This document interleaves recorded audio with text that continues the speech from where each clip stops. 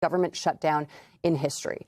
Now, in its 40th day, senators are working their first weekend since the shutdown began 6 weeks ago, looking for a way out. But Speaker Mike Johnson has extended the House recess for yet another week.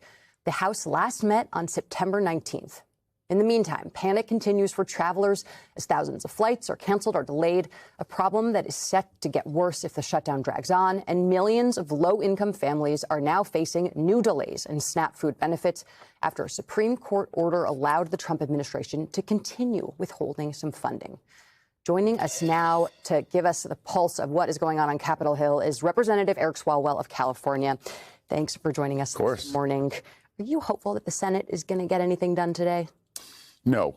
They have proven. Tell us how you really feel. Well, they're now revisiting and relitigating this whole idea that they're going to, have a concept of a plan on health care when Democrats are saying just put the subsidies in place to keep insurance rates low. I would love for them to open up government. Your earlier guest, Jason Crow, I haven't seen that guy in like 50 days. I had to come to the studio to see him. I wouldn't recognize Mike Johnson if he was in front of me at the checkout line in the supermarket because we're just not going in. We probably should put his job on LinkedIn. So Congress needs to show up and work. This is the first time in any shutdown that I've seen where both chambers are not there every single day. That's what typically forces a deal. We should be in Congress every day to get back to work. Are any of those concepts of a plan potential off-ramps? No, because the off-ramp is to just put the subsidies in place that have been there every year that keep insurance plans low. But as you said at the top, we're in day 40. And what strikes me as I fly back and forth every week to California is that air marshals, air traffic controllers, TSA agents keep showing up. And I don't know if I looked around the studio at your crew here, would any of us work for 40 days just said that to without pay? Right. I mean, it's crazy. And these folks, usually when you walk by them, you're just hoping your belt or your bag doesn't set off the alarm, and they're viewed as like an inconvenience. But they're doing a job not for money, but for our safety. So I would just tell all of your viewers, just say thank you when you walk by a TSA agent, because you can just see the pain on their face. They're missing 2+ paychecks now. I have so many questions for you involving Speaker Johnson, involving President Trump, so I'm going to figure it out. I'm going to go President Trump. He has been very busy on social media today. Good. I've got three separate things, probably three separate screeds. First one, Obamacare sucks. The worst health care for the highest price. The second one, pay the people, not the insurance companies. These are all in all caps, which is why I'm talking like this. The third one, Republicans should terminate the filibuster. The Dems will do it the first chance they get. End the shutdown, pass lots of great things, and win the midterms. So easy to do. Be the smart party, not the stupid party. Sounds like he should run for president. I mean, he's the president. He has the Senate and the House. He runs government. If he has a plan, he should put it forward. But he's also acknowledging in those posts that he's in charge. And the American people recognize that he's in charge because in every single poll since this shutdown started, they are blaming Republicans. Do you think, though, I mean, one of the conventional wisdom is Senate Majority Leader Thune, House Speaker Johnson do not want Trump involved in any of this, in meeting with Democratic Leader Schumer and Leader Jeffries in the House, because they're afraid Trump will make a deal with the Democrats. Given what I just read, do you think that still is a thing? Well, Trump's Achilles heel is that he does not want to be unpopular or disliked, right? That's when he typically chickens out. And I mean, that's a good thing sometimes, right? Because people are getting hurt. They're going to pay more for their insurance. And he's seen how unpopular this is. So if he actually chickens out and finds an off-ramp that puts these subsidies in place, that's great. I mean, I think most of us, would go for that. I don't know why Thune and Johnson are continuing this exercise of thinking they can come up with a new, better health care plan. We've seen this movie before. It always fails, and it always results in the succeeding election in a wipeout for them.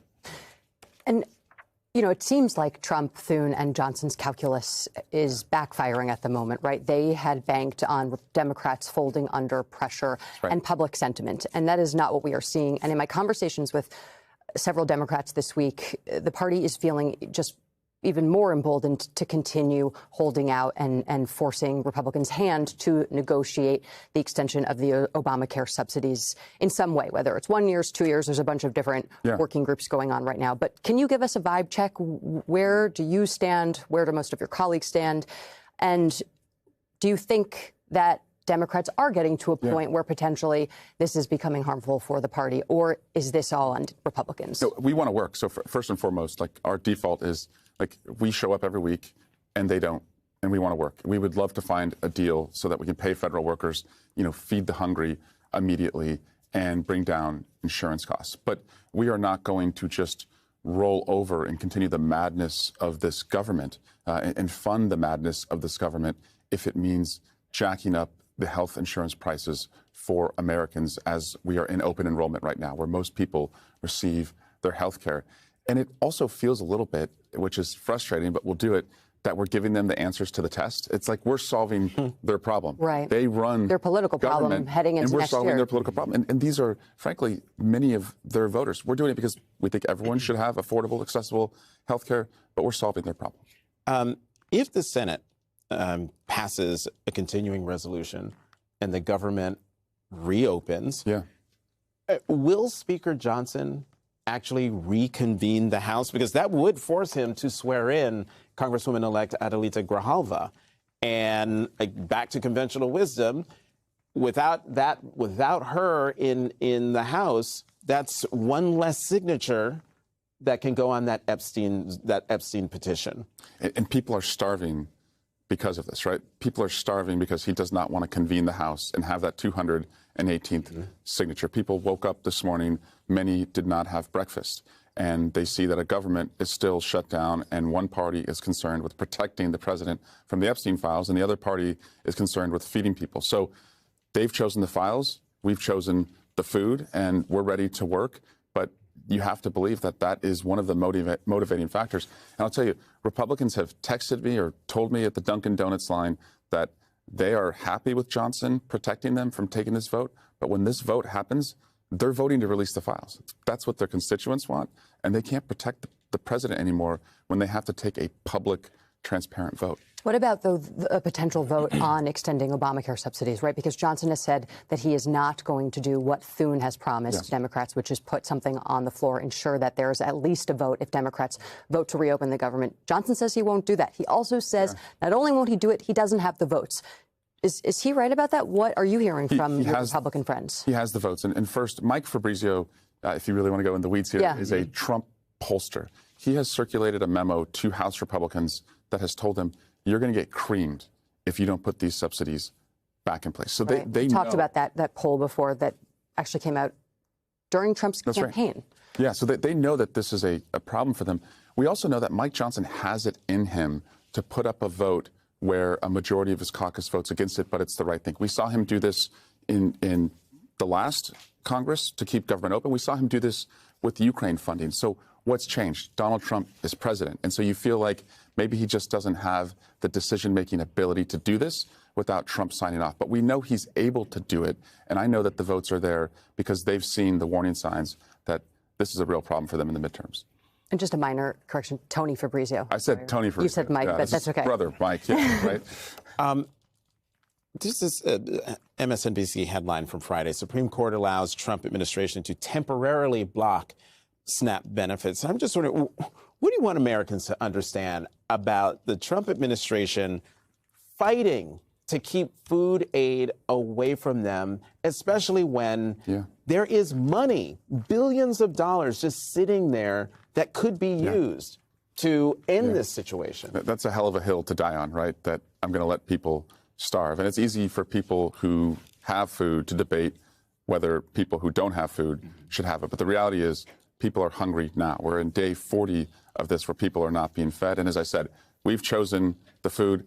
They've chosen the files. I know where the American people stand on this. Well, what are you telling your constituents about the food, though, right now? Because I think last week they thought their EBT vouchers were going to be fulfilled, at least half of it or a small portion of it from one of the contingency funds that had $5.5 billion in it from USDA. Now, as of Friday, it seems like that is temporarily halted. They're not going to be filled.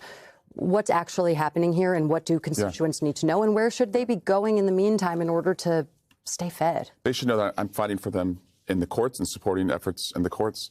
I'm fighting to put pressure on the administration, and I'm also showing up at our local food banks. I was at the Alameda County Food Bank just a couple of weeks ago. So it's an all-out effort to feed the hungry. That's government's responsibility. If someone though goes to the grocery store right now and tries to use a voucher, is there any money on that?